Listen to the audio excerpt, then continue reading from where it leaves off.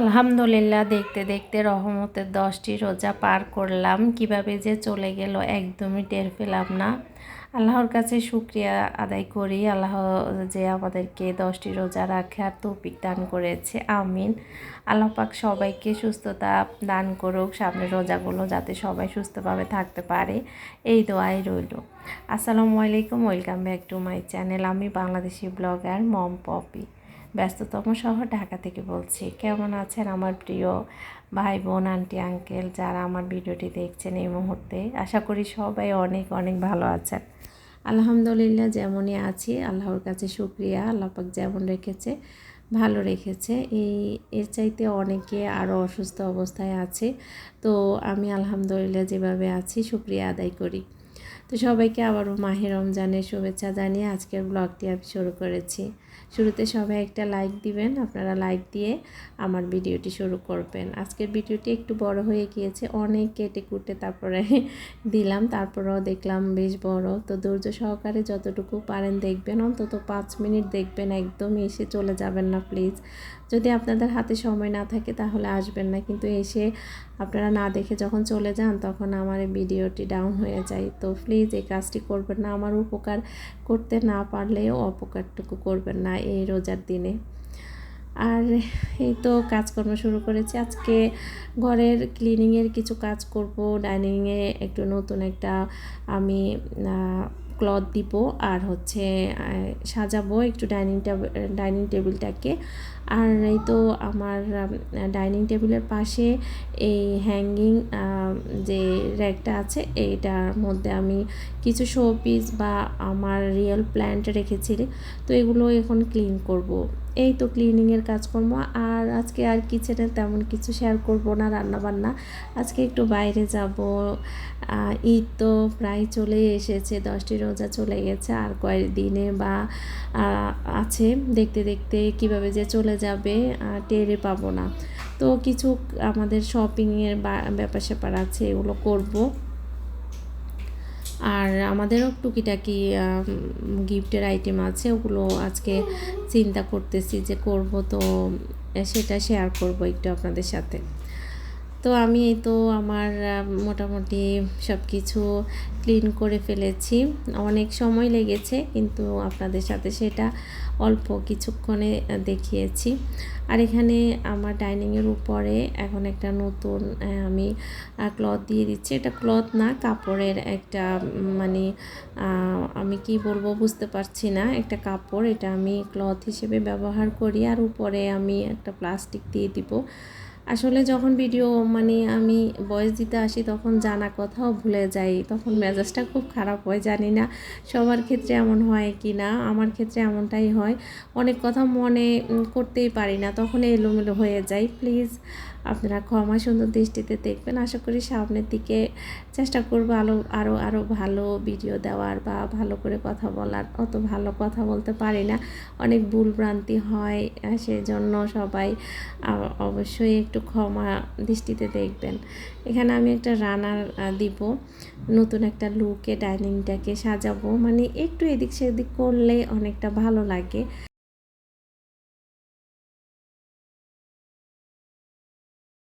সাধ্য থাকলেও করা সম্ভব হয় না। আসলে কি আমাদের ফ্যামিলিতে শুধু কেবল আমরা নিজেরা নিজেদের জন্য না, নিজেরা সবার জন্য, সবাইকে নিয়ে আমাদের ফ্যামিলি, আত্মীয় স্বজন, তারপরে ফ্যামিলির অন্যান্য সদস্যরা আছে, সবাইকে দিয়ে ধুয়ে নিজেরা তারপরে চলি। আর নিজেরা ভালো থাকলে তো হবে না, ফ্যামিলির সবাইকে নিয়ে ভালো থাকা হচ্ছে নিজে ভালো থাকা, এটাই আসলে শান্তি। এই তো রোজা আসলো, টুকিটাকি সবাইকে তো দিতে হয়, আত্মীয় স্বজন, ভাই বোন, তারপর শ্বশুরবাড়ির লোকজন, বাবার বাড়ির লোকজন, আরও আশেপাশে তো অনেকেই আছে। সবাই চায় সবার কাছ থেকে কিছু না কিছু, সবার প্রত্যাশা থাকে। তো আমরাও সেরকম চেষ্টা করি নিজেদের সাধ্যের মধ্যে যতটুকু সম্ভব দেওয়ার। তো ওই ক্ষেত্রে আসলে কি নিজের অনেক সময় শখ থাকলেও সেই শখটা পূরণ করতে পারি না, ওই সব কারণে আর কি বিভিন্ন কারণে অনেক কিছু আসলে করা সম্ভব হয় না, এটা আমরা সবাই জানি। এটা আসলে বলার মতো না, এটা অবশ্যই আপনারা বুঝে নিচ্ছেন। কথা বলতে বলতে আমার কিন্তু ডাইনিংটা আমি সুন্দর করে গুছিয়ে নিয়েছি আমার মতো করে, একদম সিম্পলভাবে।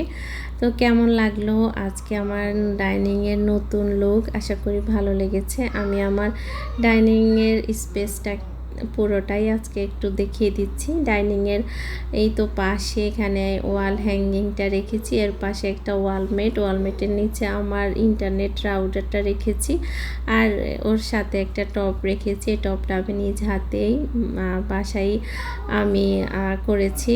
তো কেমন লাগলো? আর পাশে একটা ইনডোর প্ল্যান্ট স্ন্যাক্স আর কি, ওটা আমি রেখেছি। এই তো এর পাশে আমাদের একটা বড় সড়ো জানালা আছে, আর জানালা দিয়ে সুন্দর রোদের আলো ঢুকে সুন্দর লাগে তখন। এই তো এখানে কিন্তু রোদের আলোটা ঝিকিমিকি করছে, আর কি সুন্দর বাতাসটা আমার এই ফুলের উপরে এসে দোল খাচ্ছে। আমার কাছে তো ভীষণ ভালো লাগে এরকম। তো কাজকর্ম শেষ আমার ক্লিনিংয়ের, এখন আমি ঘরটাকে ভালো মতো একটু পরিষ্কার করে এখন আমি ঘরটা ঝাড়ু দেওয়া শুরু করেছি। আসলে রোজা রেখে ঘরের কাজ করতে করতে না আমি হাঁপিয়ে পড়ি। আমার বাসায় তো কোনো আমাকে হেল্প করার মতো সেরকম কেউ নেই, মানে আমার হেল্পিং হ্যান্ড নেই। তো নিজের কাজটা নিজেই করি, যেভাবে সুবিধা হয় সেভাবেই করি। এক এক দিন এক একটা কাজ করে, এতে করে আমার জন্য সুবিধা হয়, আমার মানে খারাপ লাগে না। আর প্রতিদিন যদি আমি মানে সব কিছু একসাথে করতে যাই তখন আমার উপরে একটু চাপ পড়ে যায়। তো এক এক দিন এক এক কাজ আমি ভাগ করে করি, এতে করে আমার সুবিধা হয়, কাজ করতেও ভালো লাগে। যাদের বাসায় হেল্পিং হ্যান্ড নাই তারা অবশ্যই কাজ ভাগ করে করবেন, এতে করে সুবিধা হয়, নিজের উপরে চাপ পড়ে না। আমরা মেয়েরা আসলে নিজেদের কোনো যত্ন নিই না, শুধু নিজের সংসার ফ্যামিলি সবাইকে ভালো রাখার চেষ্টা করি, কিন্তু নিজেদের জন্য কিছুই করি না। আসলে আমরা দিন শেষে অসুস্থ হয়ে পড়ি, এতে করে কিন্তু আমাদের প্রিয় মানুষগুলোই বেশি কষ্ট পায়। আমরা অসুস্থ হয়ে পড়লে তাদের আর কিছু থাকে না, তারা পুরোই অচল হয়ে পড়ে। এজন্য ফ্যামিলির সবাইকে ভালো রাখার জন্য আগে নিজেকে ভালো রাখতে হবে। তো আমার ঘর ঝাড়ু দেওয়া শেষ হয়ে গেছে, আমি এখন বেলসাতে এই তো ময়লাগুলো তুলে নিচ্ছি।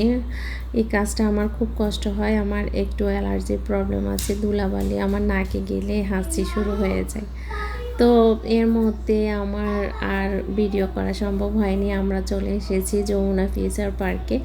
তো আগে হেঁটে হেঁটে দেখছি এখানে কি কোথায় কি আছে, কারণ এত বড় একটা শপিং মল, এখানে কিন্তু অনেক অনেক দোকানপাট, অনেক শোরুম। তো খুঁজতে খুঁজতেও সময় লেগে গেছে আমাদের কোথায় কি আছে। তবে গ্রাউন্ড ফ্লোর মানে নিচতলাতেই আড়ং, তারপরে রিচম্যান, ইনফিনিটি, এগুলো একদম সামনেতেই আছে। তারপরেও আমাদের পছন্দ মতো কিছু জিনিস কিনবো আমরা, ব্যাগ, তারপরে জুতা, আয়ানের কিছু টুকিটাকি জিনিস, এই জন্য খুঁজতে হয়েছে।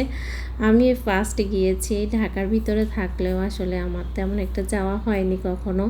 তো আজকেই গেলাম আর একটু ঘুরে ঘুরেও দেখলাম মার্কেটটা কি সেই যে বড়, আল্লাহ, হাঁটতে হাঁটতে আমার একদম পা ব্যথা হয়ে গিয়েছিল। তো টুকিটাকি শপিং করা হয়ে গেছে আমাদের, আমি একটু একটু ভিডিও করেছি।